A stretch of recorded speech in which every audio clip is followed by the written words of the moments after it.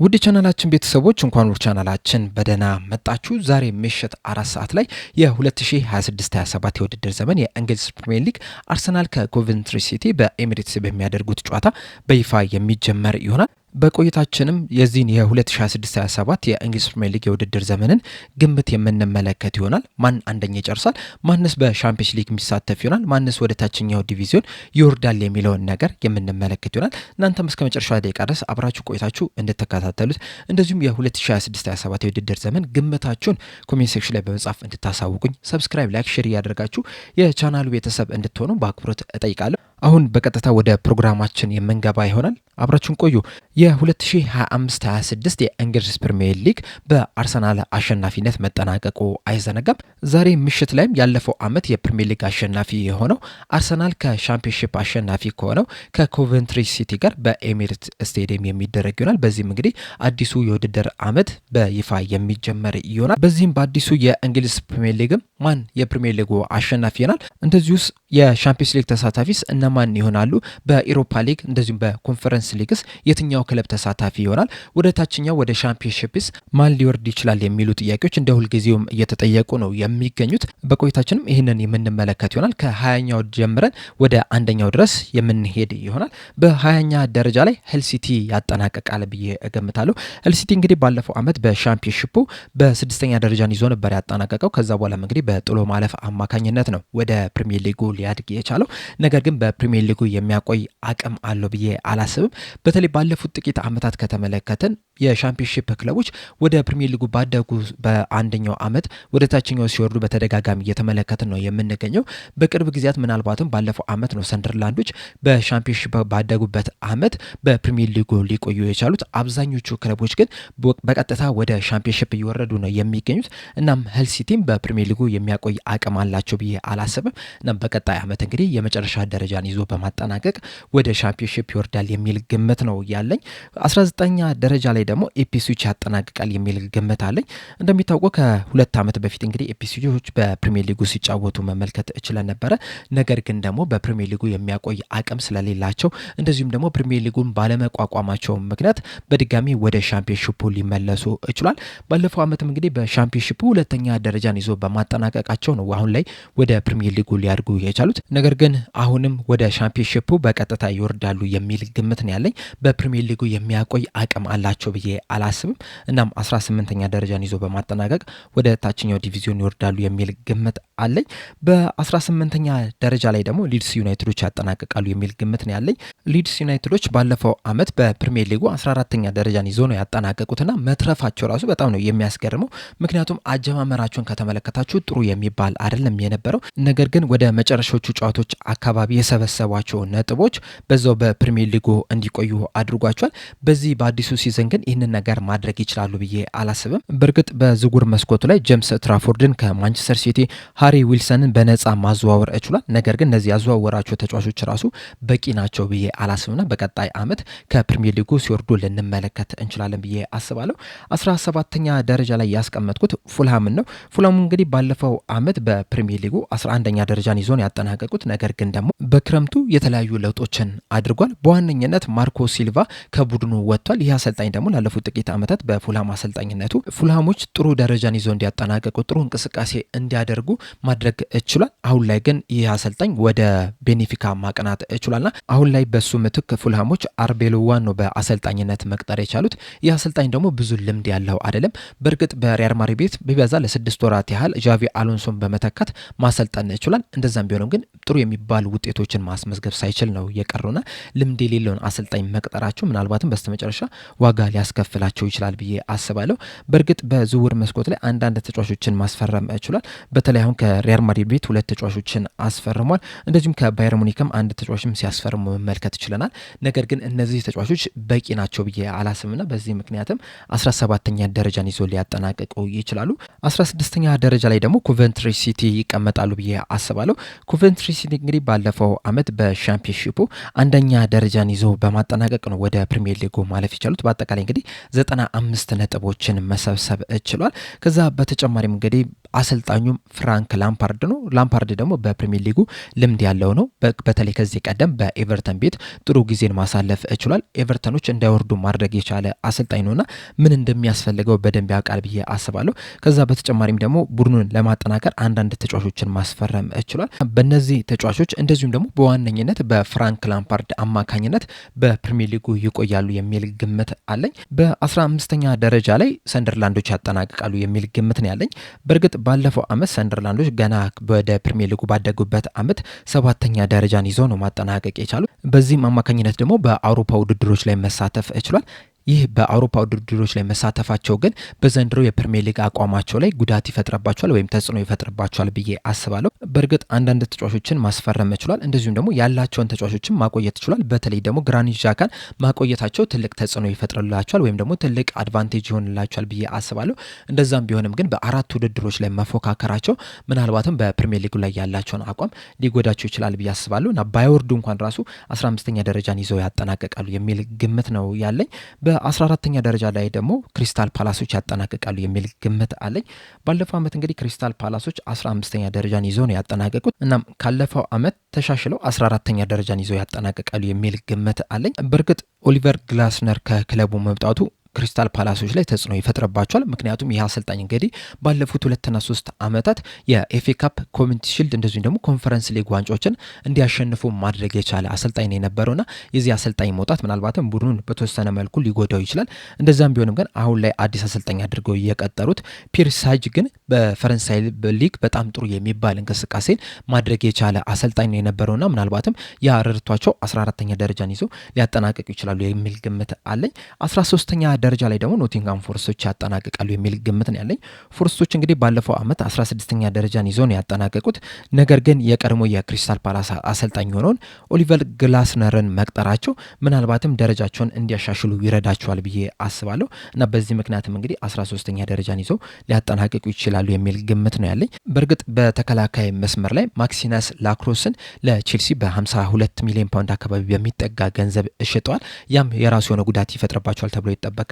ነገር ግን ደግሞ ኦስማን ዲያሚንዴን ከስፖርቲንግ ሊዝበን ማስፈረም ችሏልና በዚህ ምክንያትም እንግዲህ ጥሩ ይሆናሉ የሚል ግምት ነው ያለኝ። ከሱ በተጨማሪም እንግዲህ ሌሎች ተጫዋቾችን በነጻም እንደዚሁም ደግሞ በዝውውር ክፍያም ማስፈረም ችሏልና በዚህ አማካኝነት ጥሩ የሚባል ቡድንን ኦሊቨር ግላስነር ይገነባል የሚል ግምት አለኝ። 12ኛ ደረጃ ላይ ደግሞ በርነማውዞች ያጠናቅቃሉ የሚል ግምት አለኝ። በእርግጥ ባለፈው ዓመት በርነማውዞች በጣም አስደናቂ ቡድን መገንባት ችለው ነበረ። እንደዚሁም በደረጃም 6ኛ ደረጃ ላይ ይዘው ነበረ ማጠናቀቅ የቻሉት። በዚህም አማካኝነትም በቀጣይ ዓመት በኢሮፓ ሊግ ላይ የምንመለከታቸው ይሆናል። ነገር ግን በክረምቱ እንደዚህ አይነት አስደናቂ ውጤትን እንዲያስመዘግቡ የረዳቸውን አሰልጣኛቸውን አንዶኒ ኢራላን አጥተውታል እና በሱ ምትክም እንግዲህ በዚህ ሰዓት ማርኮ ሮይስን ነው የቀጠሩትና አሰልጣኝ ለውጥ ማድረጋቸው በተወሰነ መልኩ ቡድኑ ላይ ተጽዕኖ ሊፈጥር ይችላል። ከዛ በተጨማሪ በአራት ውድድሮች ላይ ነው የሚፎካከሩት። በኢሮፓ ሊግ መሳተፋቸውም የፕሪሚየር ሊግ ደረጃቸው ላይ ተጽዕኖ ሊፈጥርባቸው ይችላሉ ብዬ አስባለሁ። በእርግጥ በዝውውር መስኮቱ አንዳንድ ተጫዋቾችን ማስፈረም ይችላል። በተለይ ደግሞ አንቶኒዮ ሲልቫን ከቤኔፊካ ማስፈረም ይችላል። ይሄ ደግሞ ቡድኑን ያጠናክራል ተብሎ ይጠበቃል። ነገር ግን እንደዛም ቢሆንም ካለፈው ዓመት ግን ትንሽ ይቀንሳሉ የሚል ግምት ነው ያለኝ። 11ኛ ደረጃ ላይ ደግሞ ኤቨርተኖች ያጠናቅቃሉ የሚል ግምት አለኝ። ባለፈው ዓመት እንግዲህ 13ኛ ደረጃ ይዘው ነው ያጠናቀቁትና ካለፈው ዓመት በተወሰነ መልኩ አሻሽለው 11ኛ ደረጃን ይዘው ያጠናቀቃሉ የሚል ግምት አለኝ። 10ኛ ደረጃ ላይ ደግሞ ብሬንትፎርዶች ያጠናቀቃሉ ብዬ ነው የማስበው። በእርግጥ ባለፈው ዓመት 9ኛ ደረጃን ይዘው ነው ያጠናቀቁት። ነገር ግን ደግሞ ካለፈው ዓመት ትንሽ ቀንሰው አሁን ላይ 10ኛ ደረጃን ይዘው ያጠናቀቃሉ የሚል ግምት አለኝ። በእርግጥ አሁንም ብሬንትፎርዶች በጣም ጥሩ የሚባሉ ቡድኖች ናቸው። እንደዚሁም በዝውውር መስኮት ላይም ደግሞ ጥሩ የሚባሉ ተጫዋቾችን ማስፈረም እችሏልና እና ባለፈው ዓመት በነበራቸው ጥንካሬ አሁንም ይቀጥላሉ የሚል ግምት አለኝ።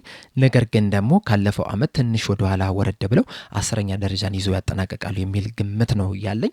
9ኛ ደረጃ ላይ ደግሞ ብራይተኖች ያጠናቀቃሉ ብዬ አስባለሁ።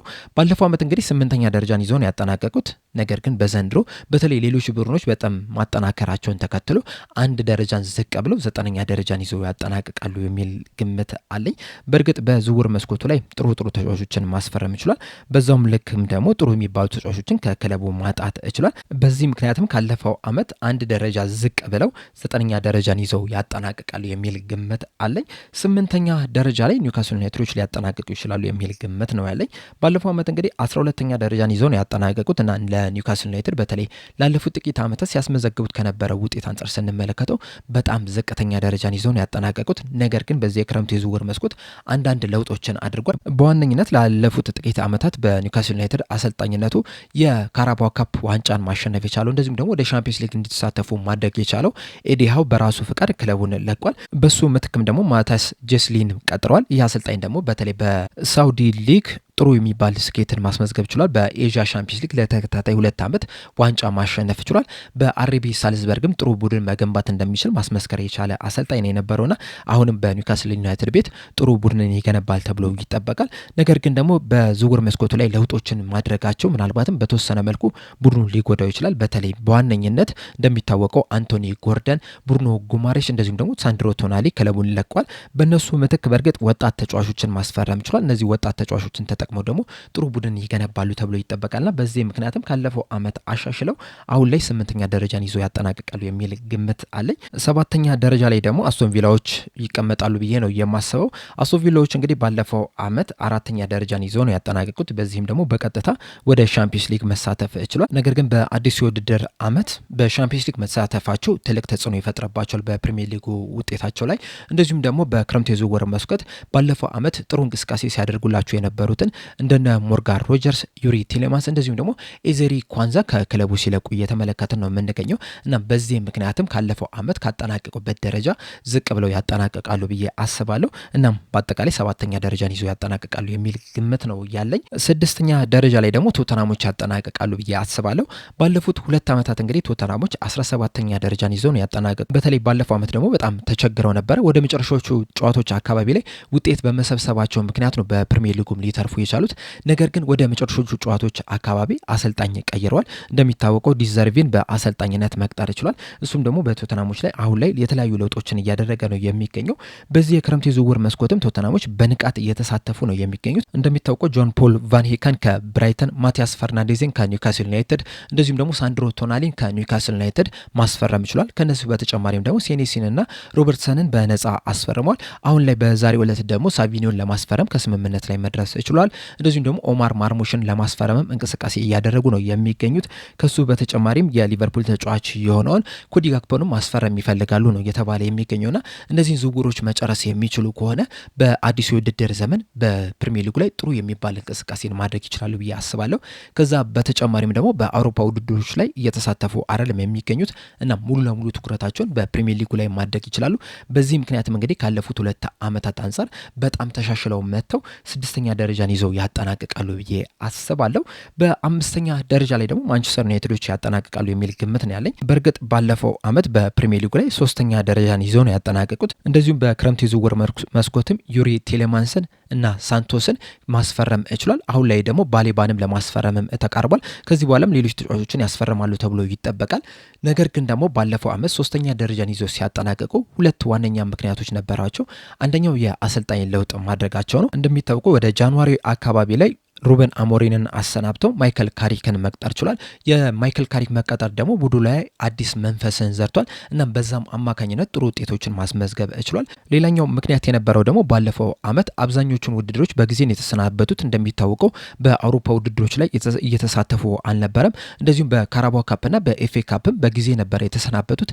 እናም ወደ መጨረሻዎቹ አካባቢ ላይ ሙሉ ለሙሉ ትኩረታቸው የነበረው ፕሪሚየር ሊጉ ላይ ብቻ ነው የነበረውና በእነዚህ 2 ምክንያቶች ባለፈው አመት 3ኛ ደረጃን ይዞ ሊያጠናቅቅ ችሏል። በአዲሱ የውድድር አመት ግን ይህንን ነገር ማሳካት ይችላሉ ብዬ አላስብም። በተለይ በ4 ውድድሮች ላይ ነው የሚሳተፉት። ማይከል ካሪክም ብዙ ልምድ ያለው አሰልጣኝ የምንለው አይደለም። ከዚህ ቀደም በሚድስቦሮ አሰልጣኝነት ብቻ ነበረ እየሰራውና ብዙ ልምድ አለው ልንለው አንችልም እና በዚህ ምክንያትም ማንቸስተር ዩናይትዶች ካለፈው አመት ትንሽ ዝቅ ብለው 5ኛ ደረጃን ይዞ ያጠናቅቃሉ የሚል ግምት ነው ያለኝ። በ4ኛ ደረጃ ላይ ደግሞ ሊቨርፑሎች ያጠናቅቃሉ ብዬ አስባለሁ። ባለፈው አመት እንግዲህ ሊቨርፑሎች ተጣጥረው በ5ኛ ደረጃን ይዞ ነበረ ማጠናቀቅ የቻሉት። ለዚህም ደግሞ እንደ ዋነኛ ምክንያት የተቀመጠው አሰልጣኙ ናቸው የነበሩት። በዚህ የክረምቱ ደግሞ የተለያዩ ለውጦችን አድርጓል። በዋነኝነት አሰልጣኝ ቀይረዋል። አርነ ስሎትን አሰናብተው አንዶኒ ኢራኦላን አሰልጣኝ አድርገው ቀጥረዋል። አንዶኒ ኢራኦላ ደግሞ በበርንማውዝ ቤት በጣም አስደናቂ የሚባል እንቅስቃሴን ማድረግ ችሎ ነበረ።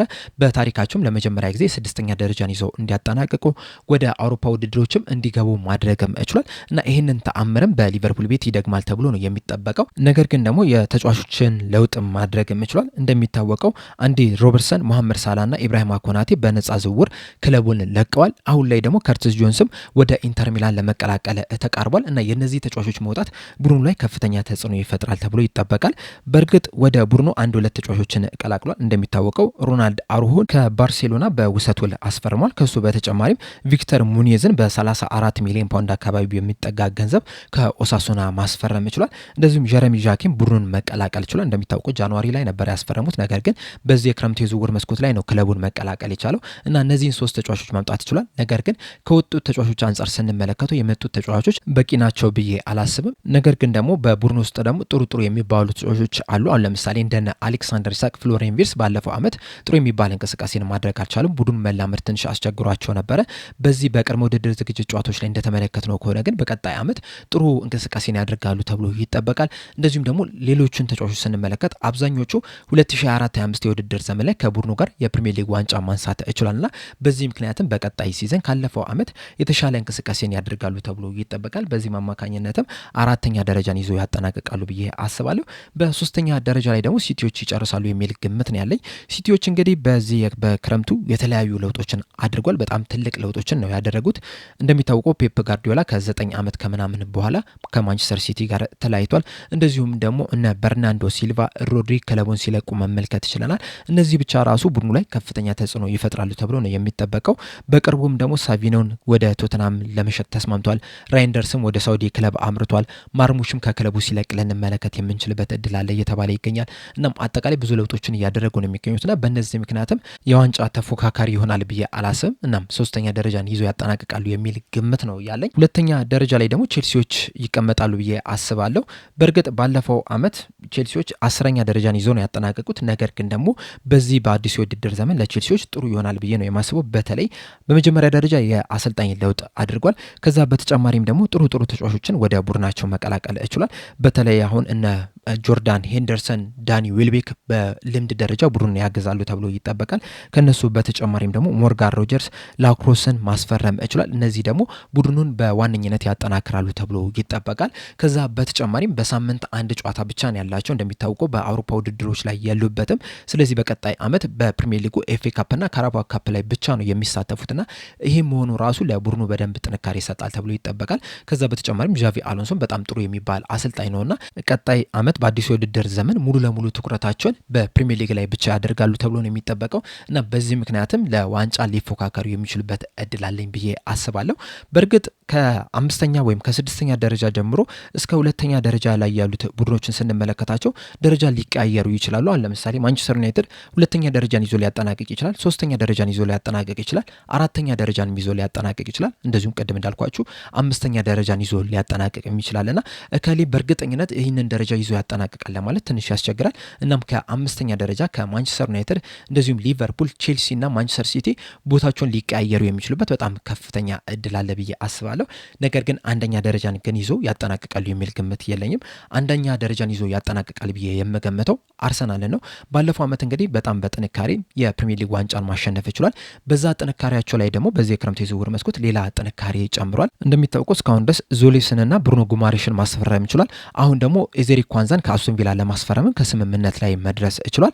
በተቃራኒው ከክለቡ መልቀቅ የቻሉት ደግሞ 2 ተጫዋቾች ብቻ ናቸው፣ ኖርጋርድና ትሮሳርድ ብቻ ናቸውና በጥሩ ሁኔታ ቡድናቸውን አጠናክረዋል ብዬ ነው የማስበውና ካለፈው ዓመት የተሻለውን አርሰናልን በዚህ ሲዝን እንመለከታለን የሚል ግምት አለኝ። በፕሪሚየር ሊጉ ላይም በእያንዳንዱ ቦታ ላይ እንደ አርሰናልም ጥንካሬ ያለው ክለብም አለ ብዬ አላስብም። እንደዚሁም ደግሞ ተፎካካሪዎቻቸውን ስንመለከት ራሱ ከአርሰናል አንጻር ጠንካራ አይደሉም።